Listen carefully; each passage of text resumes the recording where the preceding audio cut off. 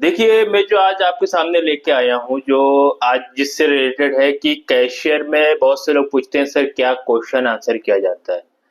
देखिए, जो कोई भी कैशियर की जॉब के लिए अप्लाई कर रहे हैं गल्फ कंट्री के लिए या इंडिया में अप्लाई कर रहे हैं, सबसे पहले अगर वो जो इंटरव्यू होता है ना, आपको ज़ूम पे अगर इंटरव्यू है या क्लाइंट इंटरव्यू, आप जा रहे हो कहीं देने के लिए इंटरव्यू, तो सबसे पहले आपकी ड्रेसिंग देखेगा वो। बाल छोटे होने चाहिए आपके, दाढ़ी भी छोटी होनी चाहिए, ड्रेसिंग अच्छा होना चाहिए, आप फॉर्मल में जाएँ, गुड लुकिंग होना चाहिए। सबसे पहला इंप्रेशन आपका ये रहना चाहिए कि आप गुड लुकिंग रहें। बाल छोटे हों, दाढ़ी छोटी हो और क्या बोलते हैं ड्रेसिंग अच्छी करके जाएँ, शूज़ पहन के जाएँ और फॉर्मल में जाएँ। अगर आप ज़ूम इंटरव्यू दे रहे हैं, तो ज़ूम इंटरव्यू में व्हाइट शर्ट पहन के बैठे वो ज़्यादा बेटर रहता है, तो इंप्रेशन थोड़ा अच्छा लगता है।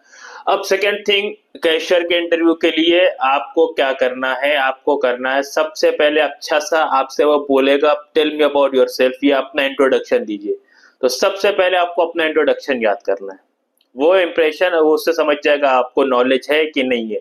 उसके बाद ही वो आगे आपके बढ़ेगा, वरना सीधा बोल देगा थैंक यू मैं आपको इन्फॉर्म करूंगा। वो मतलब आप रिजेक्शन हो। यहीं पे आप समझ जाना कि आप रिजेक्ट हो चुके हो। अगर वो आपको इंट्रोडक्शन के आगे नहीं पूछ रहा कुछ भी, तो आप समझ जाना कि आप यहीं पे रिजेक्ट हो चुके हो। उसके आगे वो पूछेगा ही नहीं। आपने अच्छा अच्छा से इंट्रोडक्शन दे लिया, अपना सब कुछ दे लिया। अब वो जो है कैशियर के लिए आपसे क्या क्या क्वेश्चन कर सकता है, आपको क्या प्रिपेयर करना है, उसके लिए मैं आपको आगे बताऊंगा।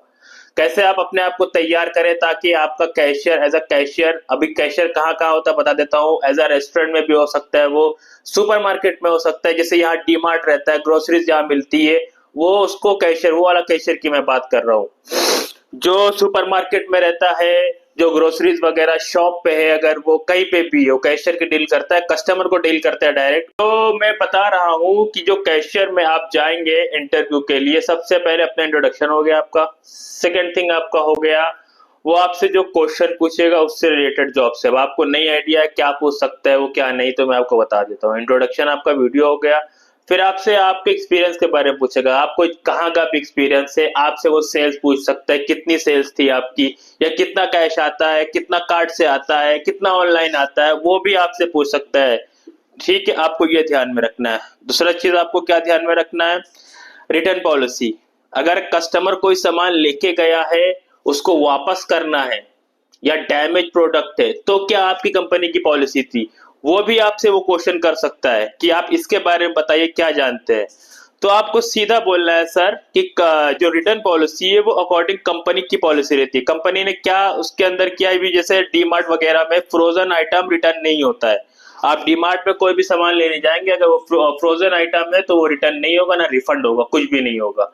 और जो दूसरा प्रोडक्ट रहता है, वो अगर आपने पेमेंट कार्ड से किया है तो डी मार्ट वाला आपसे 1% का चार्ज काट के आपको रिफंड कैश करेगा, कैश में पेमेंट करेगा। अगर आपने कार्ड से पेमेंट, क्रेडिट कार्ड से पेमेंट किया है या डेबिट कार्ड से पेमेंट किया है, तो वो आपका 1% काट लेगा, डिडक्शन कर लेगा, बाकी आपको रिफंड कर देगा।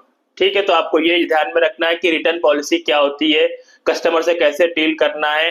और अभी कभी आपको समझ लीजिए कि पैसा ज्यादा आ गया, आप मतलब सेल्स से ज्यादा पैसा दिख रहा है या कम दिख रहा है, तो आपको अपने सुपरवाइजर को ये इन्फॉर्म करना है सर कि ये मिस्टेक हो गई, पैसा ज्यादा दिख रहा है या कम हो रहा है। ये आप लोग को ध्यान में रखना है जब भी इंटरव्यू देना है। रिटर्न पॉलिसी क्या है, पैसा ज्यादा हो गया तो क्या करना है, और आपका जो एक्सपीरियंस है उसमें सेल्स कितनी थी आपकी, आपके हैंड में मतलब कितना कैश आता था, कितना डेबिट कार्ड से आता था, कितना क्रेडिट कार्ड से आता था, ये तो आपको ये सब ध्यान में रखना है। ठीक है, अभी इंटरव्यू हो गया आपका। अगर यहाँ तक आप पता लेंगे तो 90% चांस है आपका वो सिलेक्शन ले लेगा।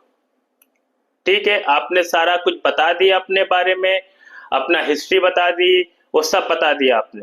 अब आपसे वो एग्री करवाएगा कि आपको वो सैलरी बोलेगा, आपको पोजीशन बोलेगा, आपको सब बताएगा कि आपको ये काम में आना है, आपकी ये सैलरी रहेगी, आप एग्री करते हैं आने के लिए। अगर आप बोलते हैं एग्री करते हैं, तो आपको दूसरे दिन सिलेक्शन आ जाएगा या ऑफर लेटर आ जाएगा। क्योंकि कंपनी ऑफर लेटर देती है, कोई को डायरेक्ट सिलेक्शन दे देती है अगर आप गल्फ में ट्राई कर रहे हो तो आप अगर इन बातों पे ध्यान रखेंगे एज अ कैशियर जो इंटरव्यू के लिए जा रहे हैं, चाहे वो जूम पे इंटरव्यू दे रहे हैं, चाहे वो क्लाइंट इंटरव्यू दे रहे हैं, अगर इतना भी ध्यान रख लिया कैशियर के लिए, तो इंशाल्लाह उनका सिलेक्शन हो जाएगा। अभी जैसे अभी सास्को कंपनी में इंटरव्यू चल रहा है, यही सब क्वेश्चन नॉर्मल पूछा जाता है, आपके हिस्ट्री के बारे में, क्या काम करते थे आप, कैसे डील करते थे, कंपनी की पॉलिसी वगैरह क्या थी, वो सब आप बता लेंगे तो सिलेक्शन हो जाएगा।